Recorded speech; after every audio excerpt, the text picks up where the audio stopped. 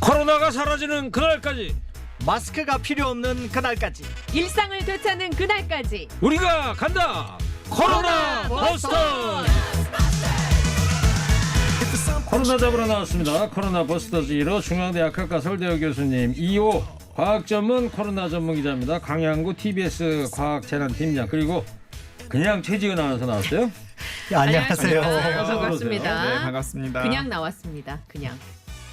네, 자 오늘도 코로나19 얘기해 볼 텐데 궁금한 점 있으신 분들 50번의 유료 문자입니다. 샵에 0951 TBS 앱 이용해서 보내주시기 바랍니다. 네, 코로나19 신규 확진자 오늘 681명이에요. 현재 상황 좀 브리핑 먼저 좀 해주세요. 예, 이제 어제 갑자기 많이 나왔습니다. 그 이전만 하더라도 계속 500명 나오다가 심지어 400명대가 3일이나 연속 나왔거든요. 그랬었죠. 주말에 좀 그랬었죠. 그랬습니다. 그래서 야 이거 좀 좋아지는 거 아니냐 그랬는데 저희들이 이제 다른 방송을 하면서 좀 더 지켜봐야 된다 그랬는데 언제나 수목금토가 제일 중요하거든요. 네. 수요일 날 677명으로 예전 수준으로 완전히 반등을 했습니다. 이렇게 반등을 하게 될 경우에는 이제 저희들이 알고 있는 것은 검사 건수가 그동안 적어서 적게 나왔다는 거죠.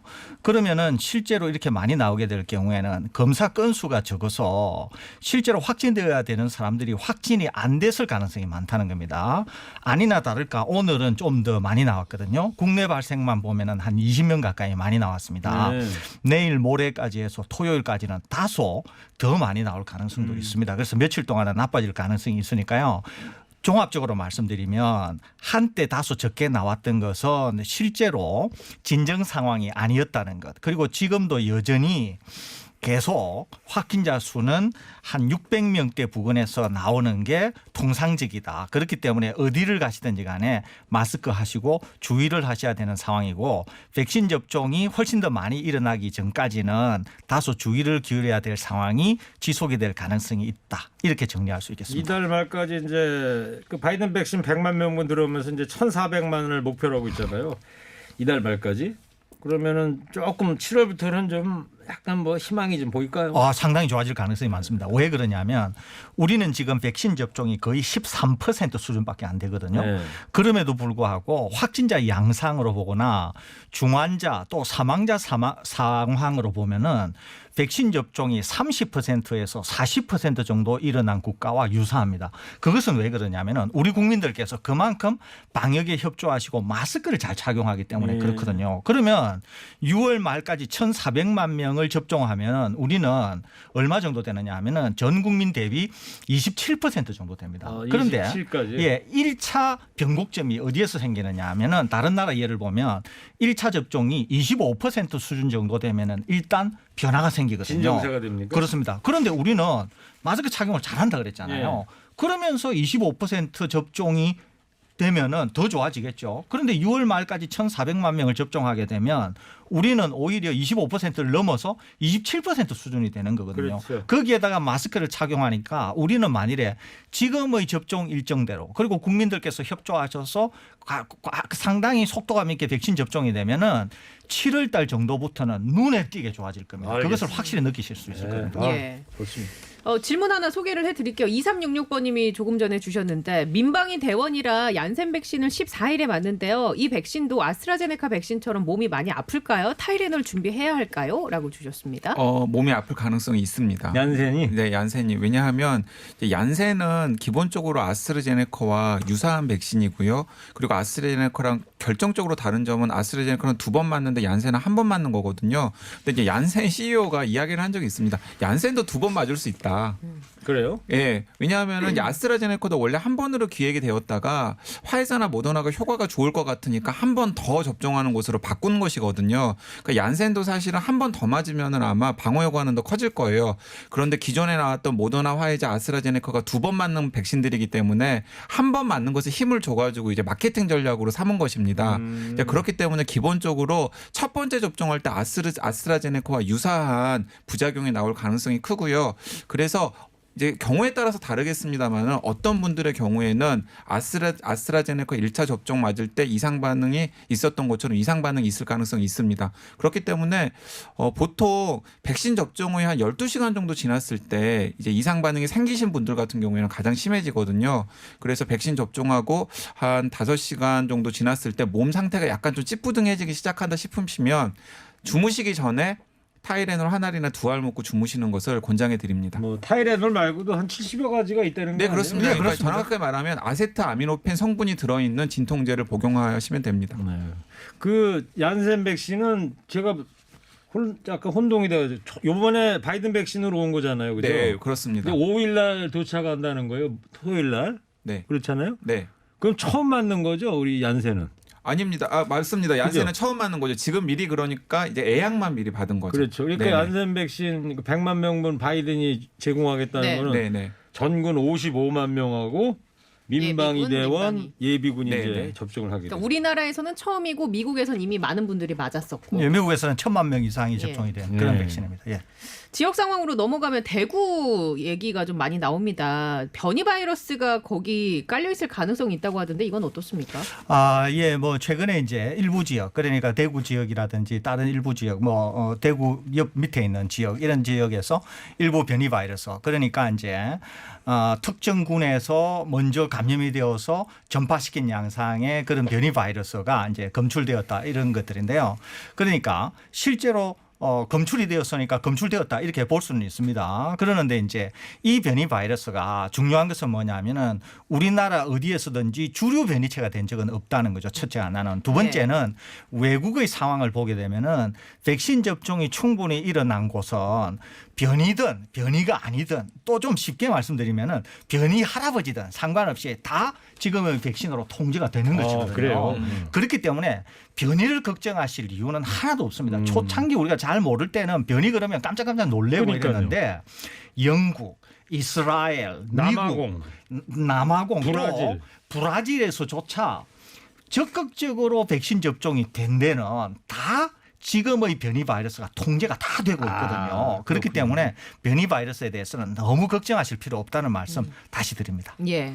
대구 얘기 나온 김에 대구시가 화이자 백신을 자체적으로 도입하려고 하다가 이게 논란이 됐는데 저희 셋이 진행하는 TBS 코로나 특보에서는 다뤘습니다만 못 보신 분들 위해서 다시 한번 정리해 주실까요?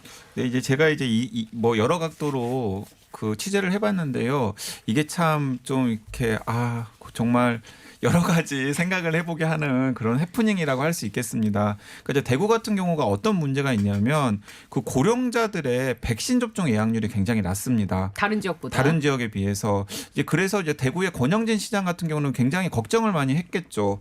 야, 이런 상황을 좀 어떻게 타개를 해보아야 될까라고 걱정을 했었는데 상당히 좀 전의 일인 것 같아요.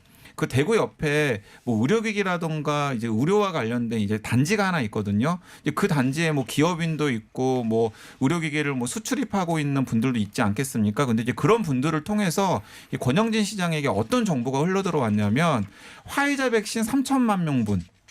그러니까 총 6천만 회 분을 대구에 다이렉트로 공급할 수 있는 루트가 있다. 어디 뭐 무역업체라며요. 네, 무역업체입니다. 이제 루트가 있다라는 이제 정보가 들어온 거예요. 그래서 도대체 어떤 루트인지를 이제 우리 정부에서도 확인을 해봤을 것 아닙니까? 근데 실체가 또렷하지는 않습니다. 또렷하지는 않는데 짐작컨대 지금 우리가 흔히 화이자 백신이라고 하는 백신은 미국 기업 화이자와 독일의 바이오엔테크라고 하는 작은 중소기업이 공동으로 개발한 거거든요. 근데 그 화이자가 바이오엔테크에게 전 세계에 대한 마케팅 및 영업권을 우리가 가지겠다라고 했는데 예외를 좀 뒀어요. 터키 같은 일부 나라에 대해서는 바이오엔테크 너희가 직접 공급을 해라라고 했습니다. 그 과정에서 일부 물량이 어떤 브로커에게 새어나갈 수가 있습니다. 그럼 그 브로커는 지금 굉장히 희귀한 백신을 손에 쥐고 있으니까 이걸 좀 비싸게 팔아먹으려고 여기저기 제가 이제 오전 방송에서는 이제 호구라고 하는 표현을 썼는데 어쨌든 이제 마땅한 상대를 막 찾고 다니지 않았겠습니까? 이제 그러다가 대구가 딱 이제 눈에 들어온 거죠. 그래가지고 대구랑 물밑 협상을 하는 과정에서 그게 오픈이 되었고 우리 정부가 화이자 본사, 화이자 한국지사 그리고 또 자체적으로 확인을 해보니까 이게 실체가 또렷하지 않은 거예요. 이런 상황 때문에 정부에서는 네. 글로벌 사기극의 가능성까지를 배제하지 않고 네. 확인을 해보고 있다라는 상황이고요. 실제로 화이자 본사에서도 자체 조사를 해서 만약에 이게 문제가 된다 그러면 법적으로 문제 삼겠다는 네, 거입니까? 문제 삼겠다고 지금 나오고 있는 상황입니다. 문자로 질문 주신 분이 계시는데요. 이스라엘이 탈 마스크 한 장면이 TV에 나왔더라고요. 그 나라는 16세 이상만 접종하고 아이들은 백신 접종을 안 했는데 마스크를 안 써도 코로나가 안 나오고 있다고 합니다. 아이들은 코로나 바이러스에 강한 건가요? 부작용을 생각해서 안 맞히는 건가요? 우리도 어른이 맞으면 아이들은 안 맞아도 안전할까요? 라고 질문 주신 분 계십니다.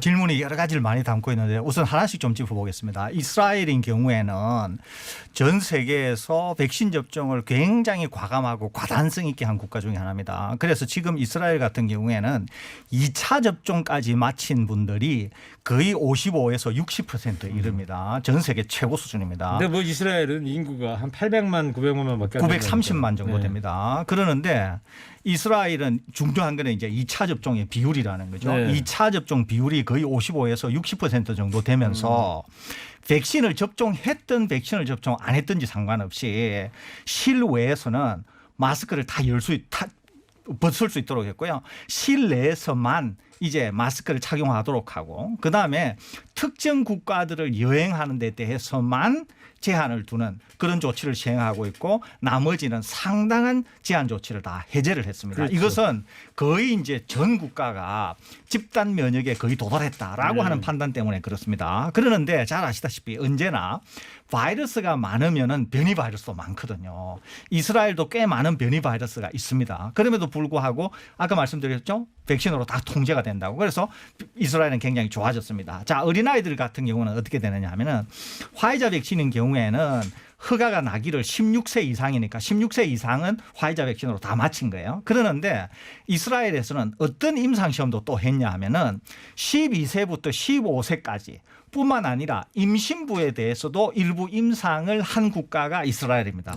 다른 국가는 안 했는데 그래서 이스라엘에는 일부 전혀 다른 국가에서는 하지 않는 그런 데이터들도 일부 있기는 합니다. 그럼에도 불구하고 이스라엘도 상당한 선진국이기 때문에 어린아이들에 대한 백신 접종은 본격적으로 일어나고 있지는 않거든요. 예. 그래서 이제 아무래도 자기네들이 방금 말씀드린 그런 대상자들에게 임상시험을 한 결과를 가지고 판단하고 평가를 할 거는 같은데 아직까지 그 아이들에게 백신 접종이 전면적으로 일어나고 있지는 않습니다. 그러는데 언제나 어린아이들은 비교적 코로나 바이러스에 감염도 잘 안 되고 감염이 된다고 하더라도 쉽게 치료가 되고 중증으로 빠지지 않는 특징이 있어요. 왜 그러면 어린아이들이 감염이 잘 안 되는 거예요? 그건 잘 모릅니다. 그건 잘 모르는데 추론은 몇 가지가 있어요. 하나는 바이러스가 몸으로 들어오려고 하면은 수용체에 결합을 해야 되는데 아이들이 완전히 성숙가 안 되기 때문에 그 수용체 숫자가 좀 적은 거 아닌가. 인체 내 예, 그런 게 하나가 있고요. 성인에 비해서 예, 거기에다가 애들이 비교적 면역 체계가 아직 덜 발달했기 때문에 오히려 면역 체계가 덜 발달한 것이 어린 아이들에게 중증으로 가는 것을 억제하는 거 아니냐라고 하는 추론을 지금 하고 있습니다. 아직 아직 잘 임상적인 모릅니다. 자료가 나온 건 아니고요. 예, 그렇습니다. 그래서 지금 이스라엘 상황은 그렇게 이해하시면 될 것 같고 이스라엘 상황이나 한국 상황은 비교해서 얘기하면은 한국도 이스라엘처럼 향후에 될 가능성이 많기 때문에 그런 관점에서 이해하시면 되겠습니다. 그러니까 우리 집단 면역 70% 되고 나면 아이들한테까지도 접종을 할 필요는 현재까지는 없는 것 같다. 그렇게 될 가능성이 많습니다. 아이들 뭐 괜찮네요. 뭐 아이들한테 안 맞히면 좋죠. 뭐. 그렇습니다. 그렇죠. 네. 예. 또 궁금한 게 있는데요. 백신을 맞으면 100% 항체 형성률이 아니라 화이자의 경우는 93%, 아스트라제네카는 87%라고 하는데 결국 이 얘기는 10명이 맞으면 한두 명은 항체가 안 생길 수도 있다는 거 아닙니까? 그럼 백신 맞고 내가 항체가 생겼는지 안 생겼는지 알 수는 없는 건가요? 뭐라고? 네, 알 수 있습니다. 이제 우리나라의 경우에는 좀 알기가 어려운데요. 이제 미국 같은 경우에는 항체가 있는지 없는지를 진단하는 간이 키트를 쉽게 구할 수 있습니다. 그러면 항체 진단 키트로 백신을 접종하고 한 2주 정도 지난 다음에 검사를 해보면은 항체가 생겼다라는 걸 또렷하게 개인이 확인할 수가 있고요. 네. 그 인증 사진이나 혹은 인증 영상을 여러분들이 인터넷에서 쉽게 찾아보실 수가 있습니다. 그 잠시 뭘로 후에 검색을 하면 돼요? 항체 키트 그래요?